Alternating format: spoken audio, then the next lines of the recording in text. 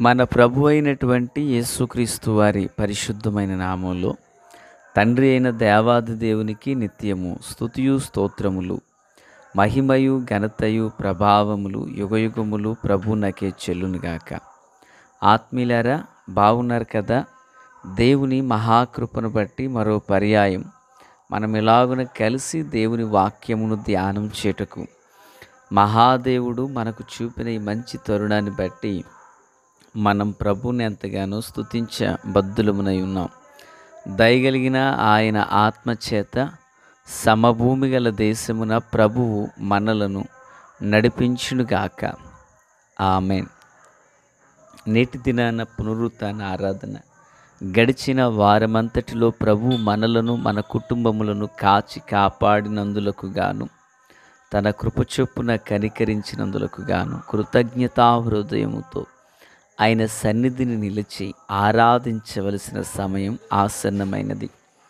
కనుక ప్రియులు త్వరితగతిని సిద్ధపడి ప్రభు సన్నిధానాన నిలవాలని ప్రభు పేరట మనవి చేయుచున్నాను. వినబోచిన వర్తమానాలు, చదవనయున్న వాక్య భాగములు మీకు నిన్నటి దినమునే అందించబడ్డాయి. సిద్ధపడాలని ప్రభు పేరట తెలియపరుస్తున్నాను. సంతోషం. నేటి దిన వాక్య ధ్యానం కొరకైన భాగం నిర్గమాకాండం 36వ అధ్యాయం 1 నుండి ప్రియులరా 5, 6 వరకున్న వచనాలను మనము ధ్యానము చేయబోచున్నాము.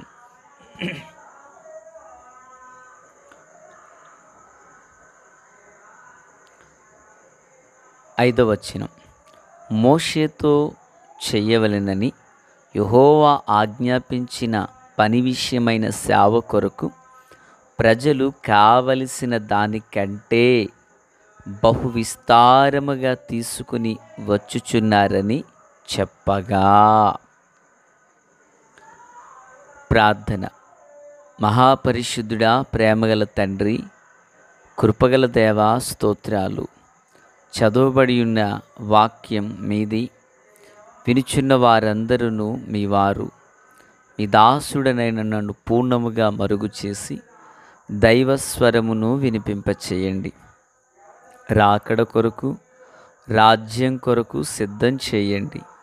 సియోనులో నుండి మీ కృపా కనికరములు మా అందరికీ తోడై వచ్చునుగాక. యేసునామమున అడిగి వేడుకొని ప్రార్థించిన మనవులన్నీ పొందియున్నామని నమ్ముచున్నాము మా పరమ తండ్రి. ఆమెన్. ప్రియులారా, బాగున్నారు కదా?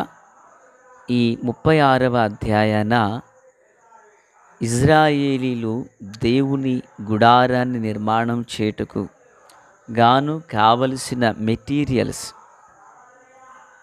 సామాగ్రిని, కానుకలను, బంగారం, వెండి, ఇత్తడి కావలసినవన్నీ వారు తేవడం మొదలుపెట్టారు. 35వ అధ్యాయంలో అర్పణగా తీసుకురమ్మన్నారు. 36వ అధ్యాయానికి వారు తీసుకొచ్చిన విధానాన్ని ఇక్కడ మనం చూస్తే,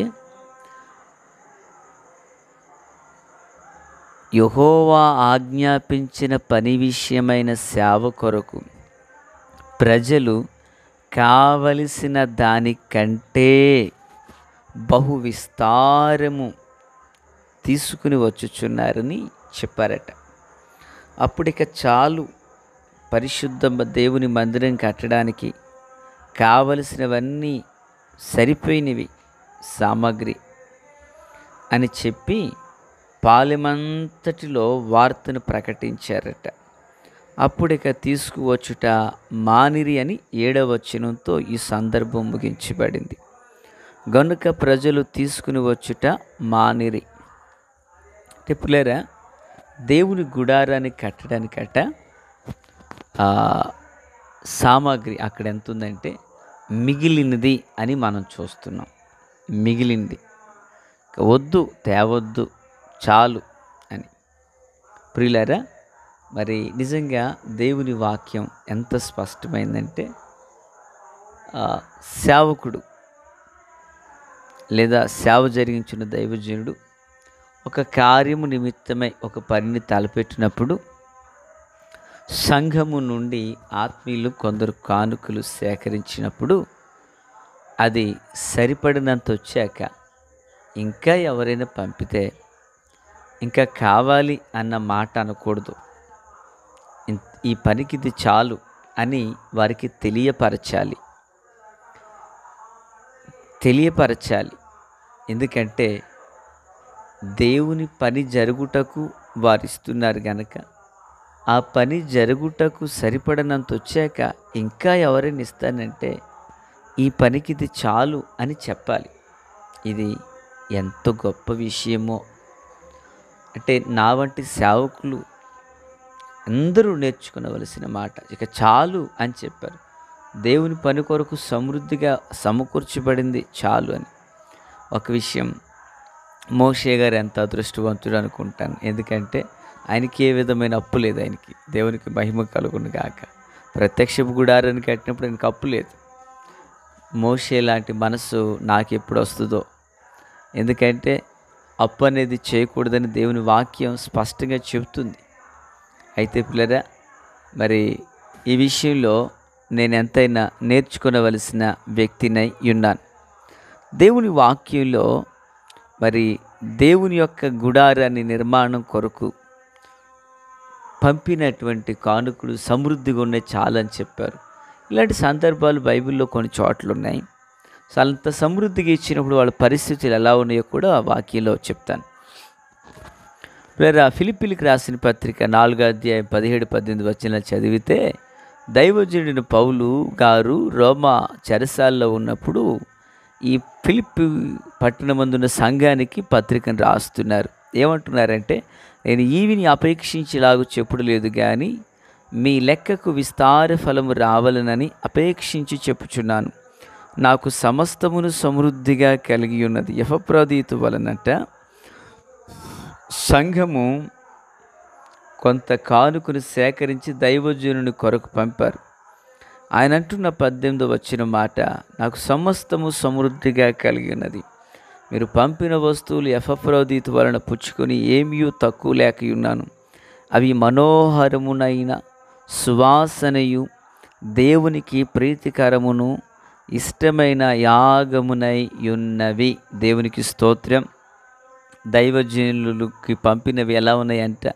మనోహరము, దేవునికి ఇష్టము, నాకు సమృద్ధి, ప్రీతికరము నై ఉన్నాయి, యాగమునై ఉన్నాయి. ఎంత గొప్ప మాట పిల్లరా, ఎంత గొప్ప మాట. ఫిలిప్పి సంఘము నుండి కానుకను పంపినప్పుడు పిల్లరా దాన్ని గురించి ప్రశంసిస్తూ అంటున్నారు, నేను ఈవిని అపేక్షించి చెప్పట్లేదయ్యా, ఇదిగో మీరు చేసిన దానికి లెక్కకు విస్తార ఫలం రావాలని అంటున్నాడు.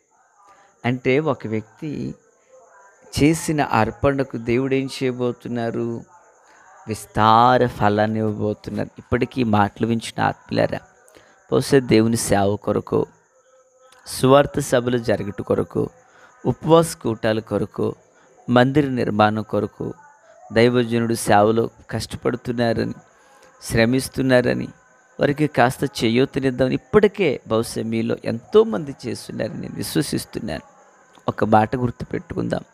ఏంటా మాట అంటే, ఏంటా విషయం అంటే ప్రియులారా, మరి వారు చేసిన దానికట లెక్కకు విస్తార ఫలం దేవుడు ఇవ్వబోతున్నాడంట. ఇది నేను చెప్పిన మాట కాదు. 3వ ఆకాశానికి ఎక్కి దమస్కులో దేవుని వెలుగు చేత పట్టబడి దైవ కృపను పొందుకున్నటువంటి మహాపరిశుద్ధుడైన పౌలు గారు చెప్పుచున్నారు, ఎవరైతే ప్రభు పనిలో ప్రయాసపడుతూ పాలిభాగస్తులునై చెయ్యికి చెయ్యి కలిపి వారు ప్రభు యొక్క రాజ్యవ్యాప్తిలో ప్రయాసపడతారో వారికి అట చేసిన దానికి లెక్కకు విస్తార ఫలం దేవుడు ఇవ్వబోతున్నాడు. ఆమేన్. ఈ మాటలు వించిన ప్రియులారా, నీవు చేసిన దానికి విస్తార ఫలం దేవుడు నీకు అనుగ్రహించునుగాక. ఆమేన్. దైవభక్తుడైనటువంటి ప్రియులారా, ఒక రాజుగారి జీవితంలో జరిగినటువంటి సందర్భాన్ని మరి ఒకటి మీ ముందు నేను ఉంచాలని ఆశపడుచున్నాను. రాజైన హిజ్కియా కాలంలో దినవృత్తాంతములు 2వ గ్రంథం 31వ అధ్యాయం 6 నుండి 10 వచనాలు చదివితే 10వ వచనం, యెహోవా మందిరములోనికి జనులు కానుకలను తెచ్చుట మొదలుపెట్టినప్పటి నుండి మేము సమృద్ధిగా భోజనము చేసినను చాలా మిగులుచున్నది. యాజకుల గురించి మాట్లాడుతున్నారు అక్కడ. దేవుని ప్రజలు మందిరంలోకి తెస్తున్నటువంటి యాజకులు భోజనం చేస్తూనే ఇంకా మిగిలిపోతున్నాయి అంట. ఇంకేమంటున్నాడు తర్వాత, ఇచ్చిన వారి విషయంలో యెహోవా తన జనులను ఆశీర్వదించినందున, దేవుడు ఏం చేశారంట, వారిని ఆశీర్వదించబడిన వారు దేవుని మందిరానికి ఎలా ఇవ్వాలి? ఇప్పుడు మిగులునంతగా చేశారట. హిజ్కియా కాలంలో దేవుని ఆలయంలోకి వాళ్ళంట తెస్తే యాజకులు తినగా మిగిలిపోతుందంటే, ఇప్పుడు వాళ్ళు అక్కడ అంటున్నారు భక్తులు, అయ్యా దేవుడు వారిని ఆశీర్వదించిన కొలదిగా వారు ఇలా చేయగలిగారు, ఎంత గొప్ప రాశి మిగిలినదని రాజుతో చెబుతున్నారు. దేవునికి స్తోత్రం. ప్రియులారా, బైబిల్ దినాలు ఎంత మంచివో, బైబిల్ కాలం ఎంత గొప్పదో. ఆత్మీయులారా, సమృద్ధిగా విత్తువాడు సమృద్ధికరమైన పంటను కోసినట్లుగా, మరి ఆనాడు దైవజనుడైన మోషే కాలంలో ఇజ్రాయేలీలు దేవుని పని కొరకు అంతగా అంతగా అంతగా వారు ప్రయాసపడ్డారు. అలాగనే దైవజనుడైన పౌలు గారు కొరింథీయులకు రాసిన 2వ పత్రిక 8వ అధ్యాయం 2, 3 వచనం చూస్తే అక్కడ ఒక సంఘాన్ని గురించి మాట్లాడుతూ, వారు పరిశుద్ధుల సేవ కొరకైన పరిచర్యలో పాలు పొందు విషయంలో మనపూర్వకంగా మమ్మల్ని వేడుకొనుచు వారు ప్రయాసపడ్డారని చెప్తున్నారు. నిజంగా మరి దేవుడు ఆ సంఘములను, ఆ పరిచర్యను ఆశీర్వదించినట్లుగా మరి ఈ తరములు ఇప్పటికే చేసిన వారి ఎడల ఆ కృపను ప్రభు వెల్లడిపరచి అందరిని దీవించునుగాక. తండ్రి దేవ స్తోత్రం. దీవించి ఆదరించి కృపతో నింపి బలపరచి మేలు చేత నడిపించండి. వాక్కు చేత అందరితో మాట్లాడినందుకు వందనాలు అయ్యా. మేమును ఈ కడవరి కాలంలో బైబిల్ కాలాన్ని, బైబిల్ ఆశీర్వాదాలను, బైబిల్ క్రమాన్ని మేము కలిగి పాటించే కృప నాకు, మాకు అందరికీ దయచేసి మేలుతో నింపండి. యేసు నామమున ఆమేన్.